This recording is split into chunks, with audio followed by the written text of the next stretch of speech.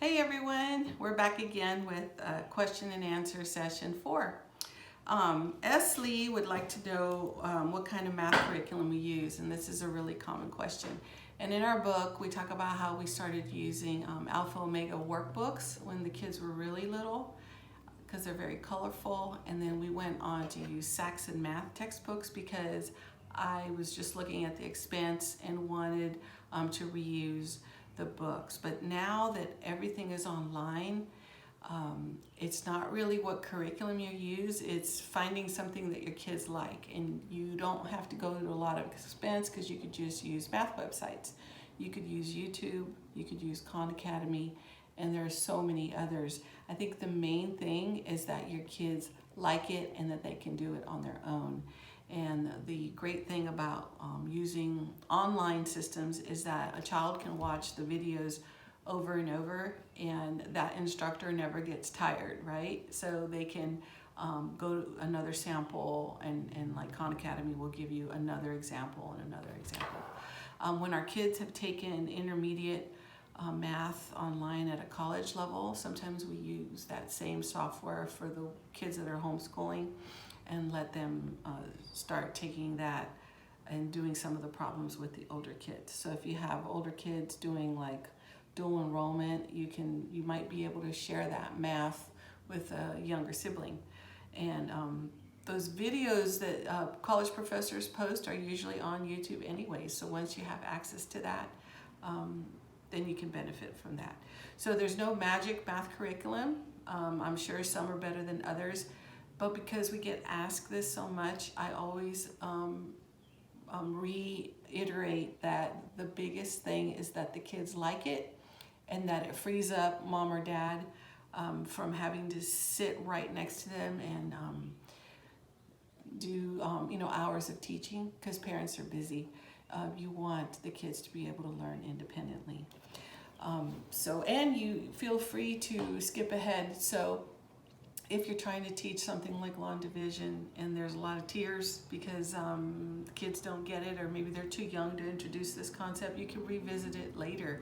And you shouldn't, you never want to slow a child down and maybe like keep them in a certain grade level just because they don't catch a concept. If they don't catch the concept, then you can skip ahead and just come back to it later.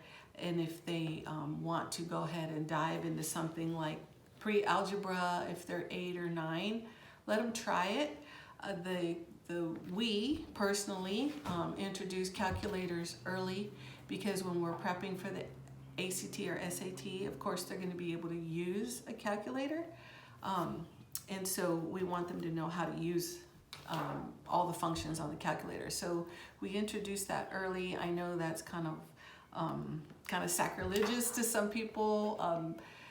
But our thought is that if you're doing pre-algebra, but you're having to multiply, 6 times 6 equals 36 over and over to do your algebra, then you're eventually going to learn your times tables. And times tables is something that can be learned in a vehicle with flashcards. So, for fun. And you don't have to slow down their math progress because they don't know all their math facts. So that's one thing very different that we do. And I know a lot of you out there may not agree with calculators, but some calculators have so many functions, and I've actually think they've recently upgraded the type of calculator you can use in taking the ACT or SAT. And so make sure your child knows how to use all those functions, and they'll do so much better on that exam if you're taking it. The other question S. Lee had was, did we have to follow state laws to teach our kids? And the answer is yes, of course. Whatever state you're living in or country you're living in, you always want to follow the law. If you don't know what your laws are, we always mention Homeschool Legal Defense Association. Also, they can be found at hslda.org. We don't get any kickbacks from them mentioning them, but they were helpful because it was kind of like an insurance for us in knowing that they had our back, and if we needed help knowing what our state required of us, they have state representatives that are familiar with with the laws in the states that you live in. So that was helpful to have them on our side. And we, in the military, we lived in California, New Mexico, Texas, and Alabama. And so far, none of those states were very strict. I don't know what the laws are today in 2022. And they're always changing, and that's why HSLDA could be very helpful. The other question was, do we allow screen time? And the answer is absolutely yes. As a matter of fact, we make sure our kids have their own laptops early on. As far as what kind of parental controls you want to put on, that's entirely up to each family, obviously. But we found that you can't have a lot of things blocked if they're taking a college class, because they have to be able to download things. So that can be a little tricky.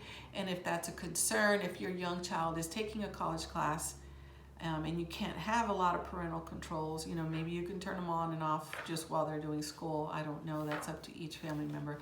But one of the things you could do is just make sure they're in a public space. So maybe you don't want your child working up in their room on their schoolwork, on their laptop. You want them down at the dining room table where kind of everyone is looking out for each other, making sure that they're not playing video games, looking at things they shouldn't, or just abusing the time, and that they're using their time wisely. And as far as little, preschool kids, I know people are negative. They think it's, a bad thing to make the TV a babysitter. And I say, well, it depends. It depends on what mom and dad need. It depends on what you're trying to do with your other kids and what they're watching. They could be watching something on TV that's teaching them a foreign language, and I don't see anything wrong with that. And if it is doubling as a babysitter and they're learning a foreign language, that's fantastic. And if it frees up a mom and dad to do what they need to do, then that's great. So of course, use your own discretion for that. But yes, we do use, iPads, laptops, TV, cable, YouTube, any kind of documentaries, anything educational, historical movies, true story movies. And if you watch things that are maybe, PG-13 or rated R, some of the stuff that's historical and has battle scenes might be rated R. It's up to each family to decide what they want their kids to see. You can always fast forward or pause and do a little explanation of what's going on so that they have the right context. And for us, we always want to make sure they have the correct biblical view about what they're watching. And then, the question is what types of programs. I think I went over that. Anything that's historical, science, even science, though some of it can be passed off as science and it's not really science. So, depending on what your beliefs are, check and make sure that what your kids are watching is really science and not just someone's opinion posing as science. And then another question was about extracurriculars. Absolutely, we want our kids to be very social. I think people will tell you that in general, homeschoolers are more well-adjusted because they speak to adults on a regular basis. They're not age segregated as much, and so they know how to interact. And that is done through extracurriculars, whether it's internships, volunteering, sports. Our older set of kids, girls, they did soccer. The boys in the middle played a lot of ultimate frisbee, and it wasn't through school. The girls played club soccer. The ultimate frisbee was with other homeschoolers, and then now the younger set, our youngest does gymnastics and ninja classes, and our girls do ballet. So definitely extracurriculars are a big part of education. We don't do things that are super expensive, and we want to even the extracurriculars to kind of feed into what their interests are and what they are wanting to do in their future. So we have more questions, and we'll be back either next week or in a few days whenever we have time to post more questions. Keep them coming. Please like our videos, subscribe, share them with others, any other homeschoolers or people interested in homeschooling, and turn on your notifications for whenever we post a video. We'd love for you to join us, and God bless you.